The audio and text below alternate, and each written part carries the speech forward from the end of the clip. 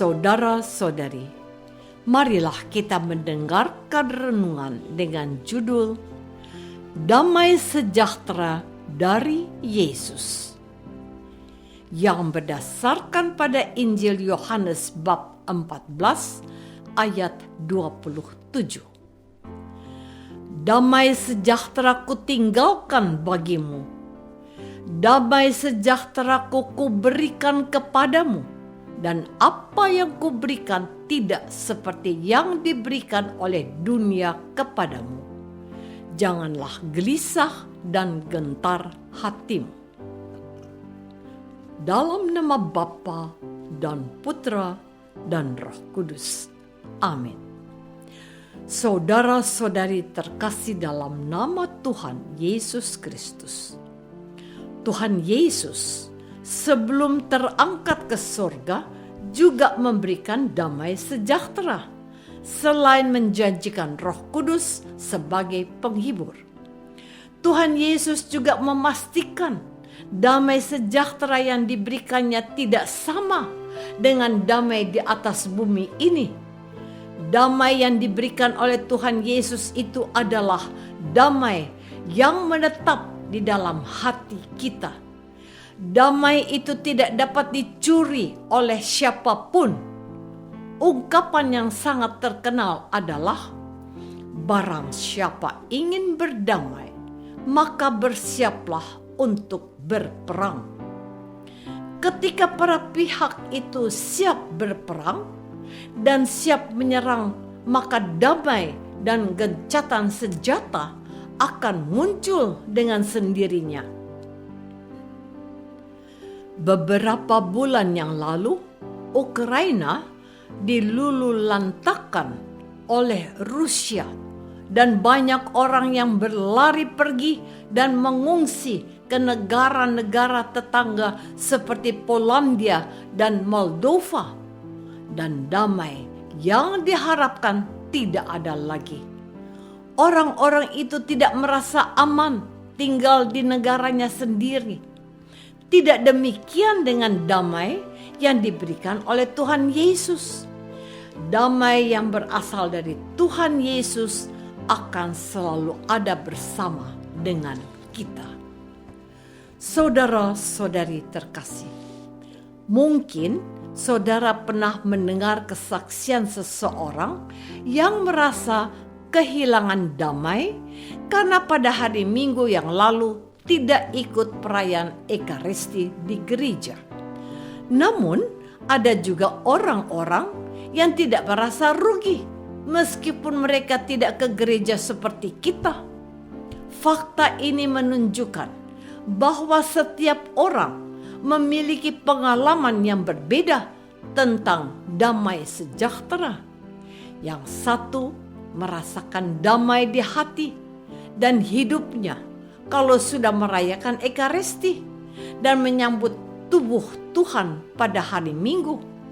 Sementara orang lain tidak peduli, sebab mereka menemukan damai yang diberikan oleh dunia ini dengan plesir atau berwisata ke tempat-tempat hiburan. Apakah kita dapat membedakan damai Kristus dengan damai semu yang dirasakan oleh orang-orang itu? Orang-orang beriman memperoleh damai dari Tuhan yang memberikan ketenangan hati, sebab Tuhan sudah menyapa dia melalui firman-Nya. Dan Tuhan sendiri datang ke dalam hatinya dalam rupa Hosti Kudus, serta telah memberkatinya. Tuhan Yesus mengasihi mereka, dan mereka juga dididik oleh firman-Nya untuk juga dapat mengasihi semua orang yang hadir dalam hidup mereka. Maka benar, kalau Tuhan berfirman, jangan gelisah dan gentar hatimu. Saudara-saudari terkasih, dalam ritus komuni pada perayaan Ekaristi, kita mendengarkan doa damai yang didoakan oleh imam seperti ini. Tuhan Yesus Kristus, Engkau telah bersabda kepada para rasul-Mu, damai-Ku kutinggalkan bagimu, damai-Ku kuberikan kepadamu. Janganlah memperhitungkan dosa kami, tetapi perhatikanlah iman gerejamu, dan berilah kami damai dan kesatuan sesuai dengan kehendak-Mu. Engkau yang hidup dan beraja sepanjang segala masa. Bersama imam yang merayakan Ekaristi, kita memohonkan damai Tuhan sendiri. Hal itu lebih dimohonkan lagi ketika kita mendoakan atau menyerukan anak domba Allah. Kita berseru untuk ketiga kalinya, anak domba Allah yang menghapus dosa dunia, berilah kami damai. Dalam petunjuk liturgi, bagian ketiga ini dapat diucapkan berkali-kali untuk mengiringi pemecahan roti bila belum selesai. Tekanannya pada berilah kami damai. Damai Kristuslah yang kita minta agar menguasai pikiran dan hati kita. Damai inilah yang dikatakan dicari oleh mereka yang tidak dapat merayakan perayaan Ekaristi pada hari Minggu karena mereka tidak hadir karena sesuatu dan lain hal. Pulang dari perayaan Ekaristi, kita memperoleh damai sejahtera yang dijanjikan oleh Tuhan Yesus sendiri. Firman yang diwartakan dan dijelaskan imam dalam homili meneguhkan hati kita bahwa Allah sungguh mengasihi kita dalam Yesus Kristus. Kasih Kristus dihadirkan kembali dalam korban salibnya, dalam pengangkatan roti dan anggur yang telah diubah menjadi tubuh dan darahnya oleh Roh Kudus yang dicurahkan atasnya.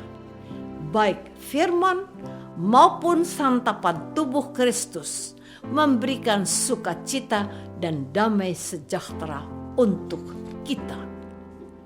Saudara-saudari terkasih, sebelum Tuhan Yesus naik ke surga, Tuhan menghendaki agar para rasul percaya kepadanya bahwa Ia akan datang kembali untuk memastikan bahwa mereka baik-baik saja sepeninggalannya nanti. Ia memberikan damai sejahteranya kepada mereka. Jadi, Ia meminta supaya mereka tidak gelisah dan gentar. Kepada kita yang saat ini masih tinggal di dunia ini dan percaya kepada Tuhan Yesus, damai sejahteranya juga diberikan kepada kita. Hal itu akan terjadi dan dapat kita peroleh kalau kita datang kepadanya dalam kesetiaan, dalam merayakan Ekaristi, pembacaan kitab suci, dan dalam keheningan doa mencari wajah Allah. Kita mungkin merasa miris, takut, dan gentar ketika mendengar pecah peperangan di antara Ukraina dan Rusia. Bahkan kita merasa sedih melihat para korban perang berjatuhan, anak-anak dan wanita mengungsi. Bapak Suci Fransiskus secara khusus memohon kepada kita untuk berdoa bagi perdamaian di area peperangan tersebut. Damai sejahtera bukan hanya diupayakan, tetapi juga harus didoakan agar Allah sendiri dapat mengubah hati orang-orang yang bertikai dalam peperangan yang menimbulkan kehancuran. Apakah aku rindu datang kepada Tuhan dan merayakan Ekaristi dengan penuh cinta? Apakah aku juga memohonkan perdamaian bagi dunia yang kita tempati saat ini? Marilah kita berdoa. Bapa yang Maha Baik, kami mendambakan perdamaian dalam hidup ini. Damai di hati dan damai di dalam masyarakat kami. Bantulah para pemimpin gereja dan bangsa-bangsa untuk mengusahakan perdamaian sejati demi Kristus Tuhan kami. Amin. Semoga kita semua selalu dinaungi dan dibimbing oleh berkat Allah yang Maha Kuasa, Bapa dan Putra dan Roh Kudus. Amin.